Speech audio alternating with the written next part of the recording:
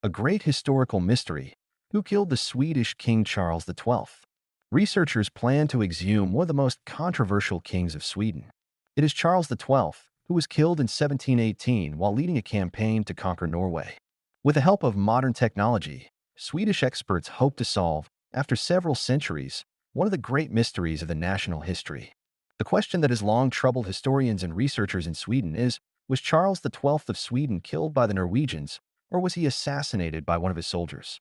In order to elucidate the mystery, scientific experts decided to exhume him. This warrior king is believed to have become unpopular because he led the Swedes on a series of military adventures abroad, while the country lost control of some of its own territories.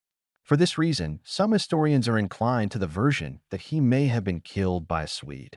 There is a historical interest in determining the answer to the question, who assassinated Charles XII, says Stefan Johnson, a professor at the Royal Institute of Technology in Stockholm, one of the researchers who hopes to obtain permission to exhume the monarch's remains from their tomb in a church in Stockholm. The researchers assure that modern methods will be able to determine with certainty who the perpetrator of the crime was. Professor Johnson emphasizes that, during the time when Charles XII lived, there was a superstition that the king could not be killed with an ordinary bullet.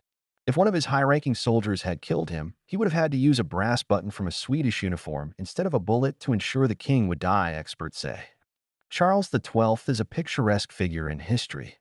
He loved war and, during many of his campaigns, endured the same hardships as his soldiers, sleeping on the ground and wearing simple military clothing. The uniform he was wearing when he died in Norway is now in a museum in the Swedish capital. Early in his reign, Charles XII led highly successful military campaigns. His most disastrous decision was to invade Russia in 1708. This Swedish king even reached the territory of the Romanian lands.